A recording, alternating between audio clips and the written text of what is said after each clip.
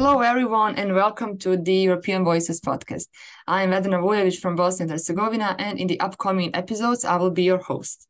The idea of this podcast is to show the stories of young, successful activists in civil society and in politics who come from countries from the Europe, from Western Balkans, and the countries of the European Union. This project is implemented with the IRI Generation Democracy Network and Europe region with the support of FNED. I'm happy to welcome our new guest for these episodes from my home country, my friend Malik Sakić. Malik, welcome and thank you for being our guest in this podcast. Hello, Vedrana, and thank you for calling me. And it's really great to be on the other side of like not asking questions, having the ability to answer them. At the beginning, can you tell us like a few words about your country? About Bosnia and Herzegovina and your hometown, Tuzla. Yeah, it's always kind of hard to summarize it in I would say a few words or a few sentences, but I will try. From my personal point of view, Bosnia and Herzegovina is like look-wise one of the most beautiful countries in the world. I love the people, love the culture, love the atmosphere, and everything that describes my people. My hometown, Tuzla, is really known as a really friendly environment, as a city that accepts everyone, and as a city where everyone who comes feel welcomed, and that is something that we are really proud about. But also, I can connect that in a way to the whole country. So, if I would have to summarize a country to someone who's not from Bosnia, it would probably be that we do our best to be the best hosts ever. Definitely. I can agree with that. That's very interesting because Bosnia is a very specific country, but we are also welcoming to not just our neighbors, but also to the people, especially young people from the rest of the world. But this whole podcast idea is about activism, and you're an activist from Tuzla. You are engaged not just into the politics, but also into the civil society. Tell us something about that and about your background in general, about your education and what do you do for a living. Yeah. When it comes to activism and my whole, I would say, road to the civil sector, I think it kind of started in a way in primary school. It wasn't like anything official or something, but I just remember like a group of people, like a group of few kids collecting books for our library because we were not happy of the amount of books that we actually had in the library, and like we were doing our best. And at that point, we just thought of it that like it's something cool, didn't actually realize it was activism or like young people actually doing something. And then in later in high school, I got involved with like different organizations in my hometown. For a really huge period of my life, it actually became my job and everything that I was doing. And also in that period, because I realized, I think for a young person, it's not just enough to be in the civil sector. You also have to kind of be involved in political sphere. You don't have to be a member of the party or anything, but you have to be kind of in a way interested in politics, in a way to talk to decision makers and have the ability for your voice to be heard. And I got engaged in politics, I think in 2016, 17. I don't remember at this point. I'm much more longer involved in the civil sector. For the past few years, I was involved with the program in Bosnia and Herzegovina called CAT Bosnia and Herzegovina. It is an organization called Citizens Against Terrorism. And we kind of, in a way, amplified the digital voice of young activists in Bosnia and Herzegovina, and like in the whole region in a short period of time became one of the most visible youth projects in the Western Balkans. And when it comes to my political background, I don't have a lot of it, to be honest, but I was always Actually, this year was the first time that I was actually involved in the elections in Bosnia and Herzegovina. But I always found a way to kind of be there, to write policies, to work with a bit older, experienced people in politics in Bosnia and Herzegovina, to try to represent the voices of young people as much as possible. Had a lot of opportunities to actually be engaged with important ambassadors in Bosnia and Herzegovina. Also, for the past 4 years, I've been a member and also the former president of European Democracy Youth Network, which is one of the biggest organizations of young people in Europe. And you should know you're also a member of it as of recently. Yes, recently become a member. Yeah. And I think that's kind of it when it comes to the background. I don't want to take too much of the time just introducing the background, because I believe questions will be formed and in a way for me to answer it. Yeah, you mentioned actually everything from the perspective of that part of politics, part of the civil activism, also on a global. You're also Generation Democracy member and also former EDIM president, EDIM Bosnian ambassador. And I'm really happy and proud to be part of these such amazing networks of young people, not just in Bosnia and the region, but also in whole Europe. What kind of experience can you actually tell us? What there is like the difference between European network as a Eden and also your kind of activism in Tuzla or with that CAT program?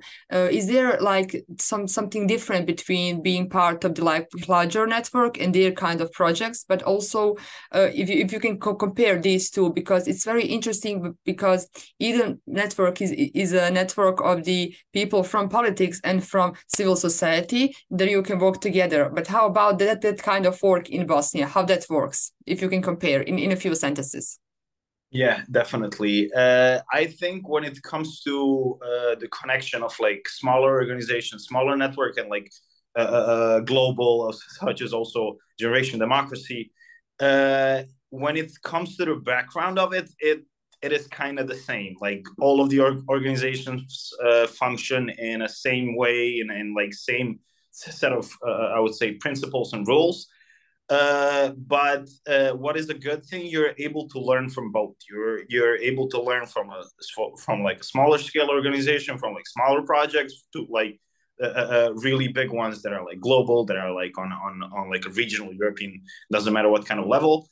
The most important thing I would say that I learned is the ability to listen to others. When we kind of get into activism, when we kind of get into any kind of political sphere, we somehow think that we are the smartest person in the room, and we just came here to organize everything. You guys have no idea how to do stuff. We are here. We know, and that is actually a good kind of energy. And that is something that's like that you really need to in order to progress in these kind of organizations and like in this kind of environment. But also throughout the process, you learn the ability to listen to others, to listen to the people who are coming from different specters, from different organizations, from different political views, from like I don't know. When it comes to Eden, we have people from like 23 countries. It's amazing, really, especially when it comes to Europe, to get all that kind of people from different 23 countries in one place. It's a huge. Yeah, and a lot of times I've said that like this, being a part of something like this is actually a privilege, because not a lot of people our age have the opportunity to just talk to someone who's in a way like different, who comes from like a different background. And the realization that like just after talks, like after coffee breaks, after lunches, dinners, doesn't matter, you can learn a lot from those people. You can have all of the amazing examples that they have done in their own countries. You can learn how they failed in order to do something, and you can improve it yes. in your own country. And that is something that I consider like the biggest benefit of these type of organizations. And also I think generally activism, volunteering, and doing anything in this manner helps you develop, and also in your like professional career. Like tomorrow when you come to your job, your work, doesn't matter, to your office, you have learned the background of doing something. You have a lot more experience than like someone who just went to college and like finished and is I don't know, for example, finding a job. And I remember that in a lot of times when I was applying for something, actually the stuff that gave me a plus, the stuff that actually got me the job, were the stuff that I was doing in the background, were the stuff that I was doing in my free time. And I think as your informal education, actually, not formal part, but your informal education. That's really amazing.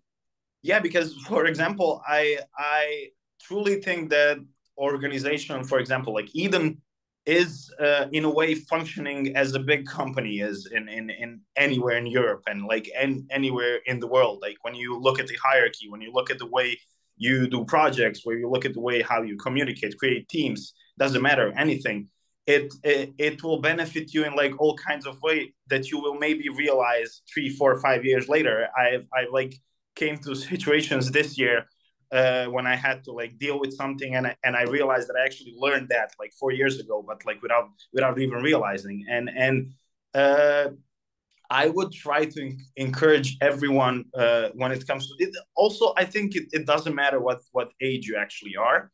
You can always somehow be engaged in activism and in anything that is happening around you, because that can benefit you a lot. And you can at the end of the road, you can maybe just gain a friend. Like you don't have to change the world overnight, or like in here. And you know, like you come from Bosnia as same as I, and we kind of have a culture of complaining but not doing anything.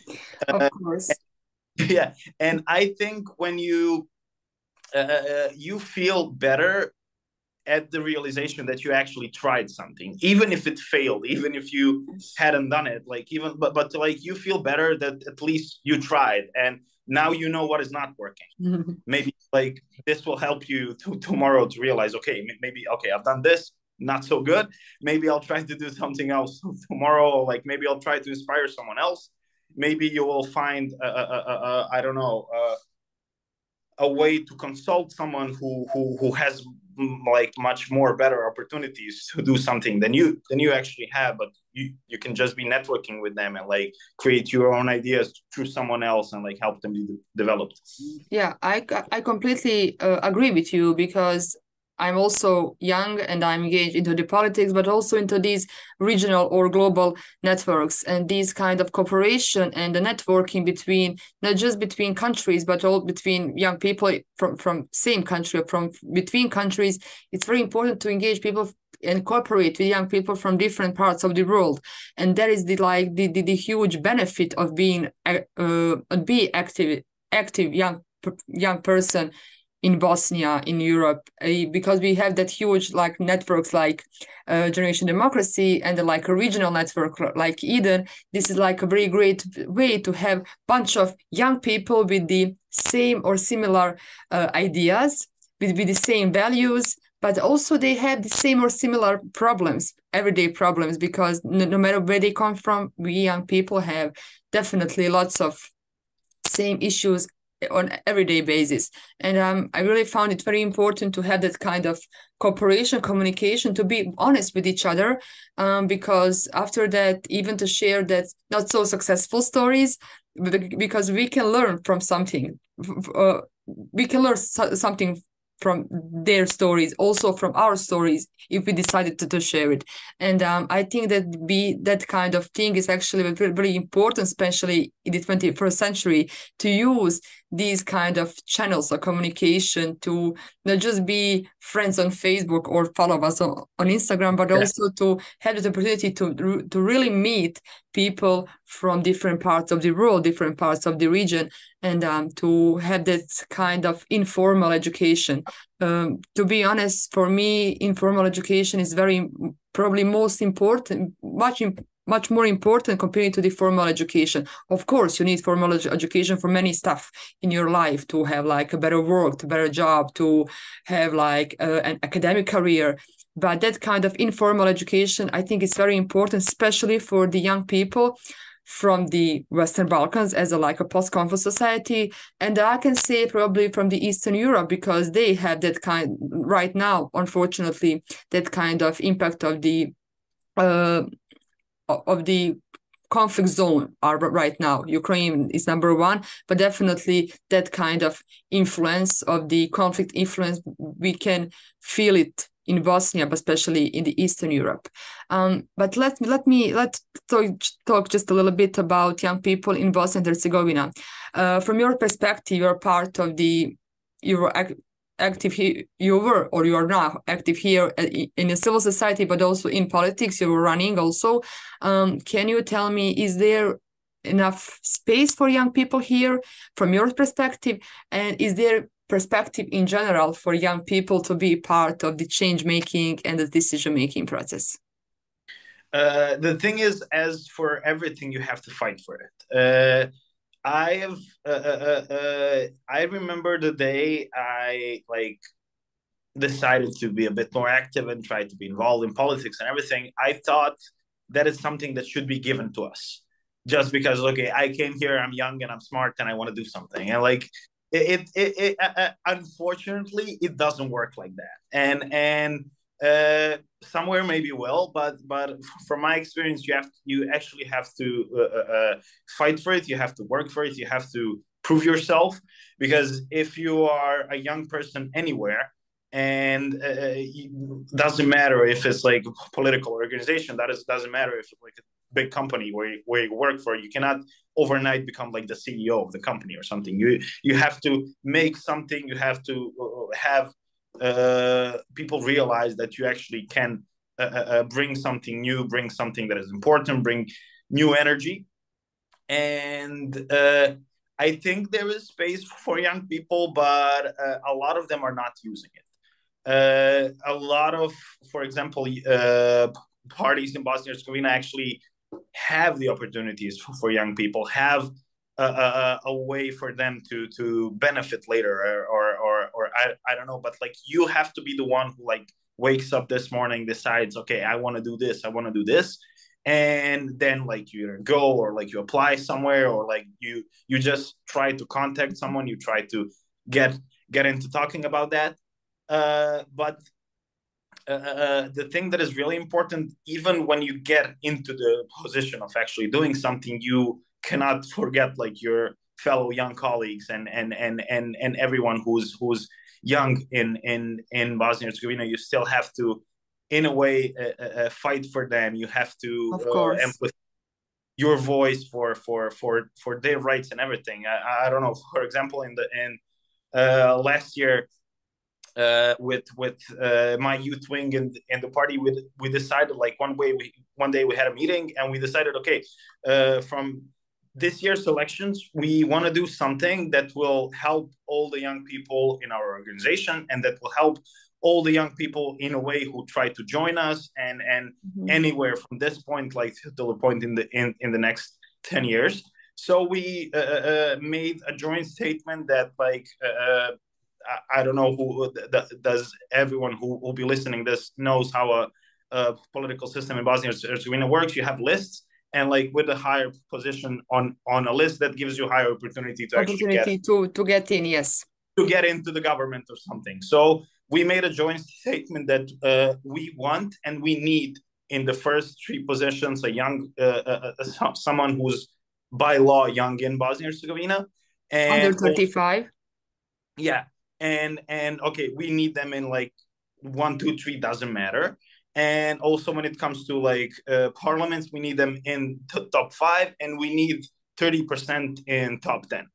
Yeah. And when we gave the paper, I'll be honest, we didn't expect much, and we were just okay. We want to try to do something, and it was voted unanimously in like the meeting of the presidency of the party in like the period of a month, and now we have a lot of young people who are actually elected in the government, in like the cantonal governments, in federation, doesn't matter, who actually got there because someone decided to fight for the voice and the energy of young people.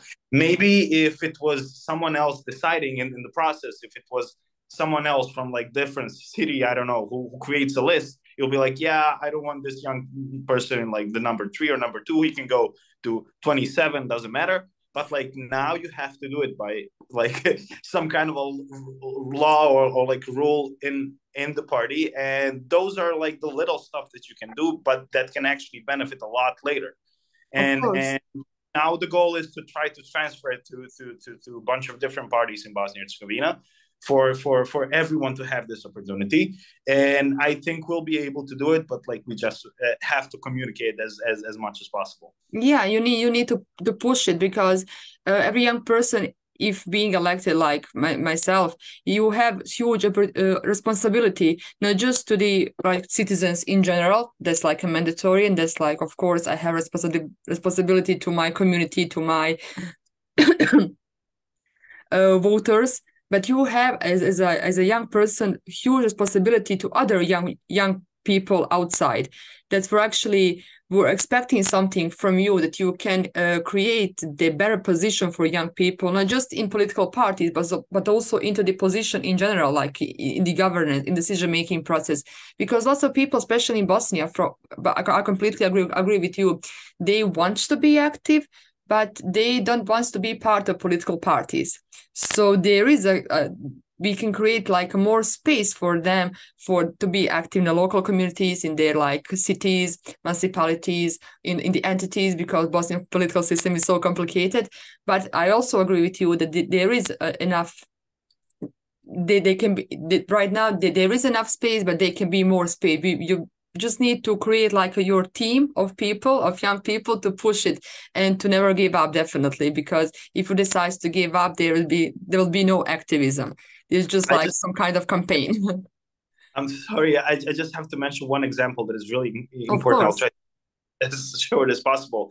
There was this conference when we were talking about what we think are the problems of young people in Bosnia and Herzegovina, and like what should be changed, what should we be working on.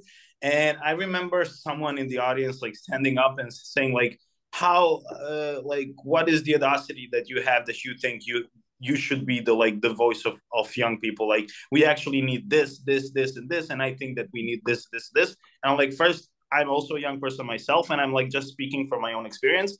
But also, if you do not come and tell me exactly the thing you did right now, I have no idea what are your needs. Like if I want to talk to you and you just say yeah, bye, no, and you walk away, how do you expect anything to change?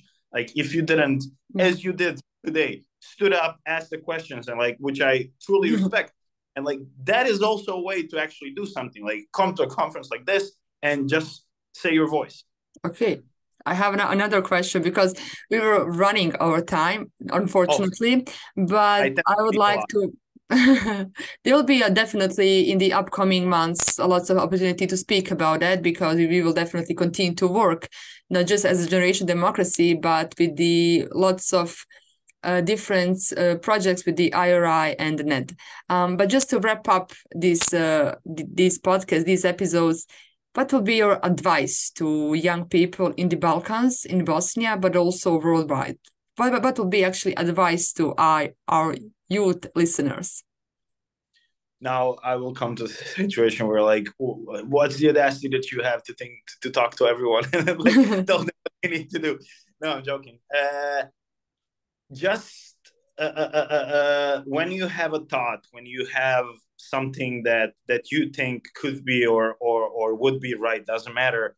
Try to stand up. Try to at least shout that thought. Try to talk about that with your friends on coffee. Try to talk with your family, with anyone who's around, and that will in a way give you courage to actually start doing something around. And if you just like sit and complain and like wait for the things to somehow magically fall into place, they will never do, and that will never happen. And if you are not the one doing something, if you're not the one fighting, why should you expect someone else to do it for you? Excellent. That's a really motivation message to not just to young people, but in general to our listeners, because there will be some not so young listeners. But definitely, we need to stand out. We need to be not just there for ourselves, but also to our friends, to our families, to our citizens, to our neighbors. And I think it's very important to be part of the community, but to be active part of the community. Even our community is small. If we are active, we can. It will become much bigger. Thank you, Malik. It was really a pleasure having you here as a guest. Be actually your host for today, because if anyone knows, Malik is, I can say, like a pioneer of podcast in Bosnia. That's like a very, very specific, unique thing, especially for the past, I think, 2 or 3 years. I think also maybe 4 at this point. 4. 4. A lot of years have passed. We're not that young. Yeah. Time flies, definitely. Thanks everyone for listening. Thanks Generation Democracy, IRI, and NET for supporting this project. And follow us on Instagram, Twitter as Generation Democracy. Subscribe on our channel for the more upcoming episodes.